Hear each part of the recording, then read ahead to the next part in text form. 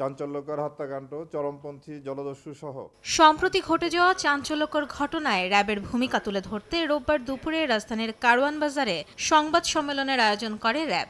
সার্বিক আইনশৃঙ্খলা পরিস্থিতি নিয়েও কথা বলেন সংস্থাটির মহাপরিচালক। আমরা এই মামলায় যে মূল আসামি ওসমান হাদী হত্যার মূল আসামিদের গ্রেফতারের প্রক্রিয়া চলছে উল্লেখ করে তিনি বলেন, অবস্থান শনাক্ত করতে পারলে বিভিন্ন উপায়ে তাদের ফেরত আনা সম্ভব। কথা বলেন দীপু চন্দ্র দাস হত্যা ও প্রথম আলো ডেইলি স্টারের হামলা নিয়েও। আমরা তার অবস্থান শনাক্ত করার চেষ্টা করতেছি, সেটা আপনার প্রযুক্তির মাধ্যমে হোক, ম্যানুয়াল সোর্সের মাধ্যমেই হোক। তার অবস্থান শনাক্ত হলে তারপরে তার গ্রেপ্তারের প্রক্রিয়াটি সম্পন্ন করা হবে। তাদের গ্রেপ্তার করার জন্য আমাদের প্রচেষ্টা অব্যাহত আছে এবং তারা গ্রেপ্তার না হওয়া পর্যন্ত আমরা আমাদের সর্বোচ্চ শক্তি দিয়ে কাজ করব। ধর্ম নিয়ে কটূক্তি করার অভিযোগে দীপু চন্দ্র দাসকে হত্যা করে ওই ঘটনার সাথে সম্পৃক্ত 7 জন আসামিকে আমরা গ্রেপ্তার করি।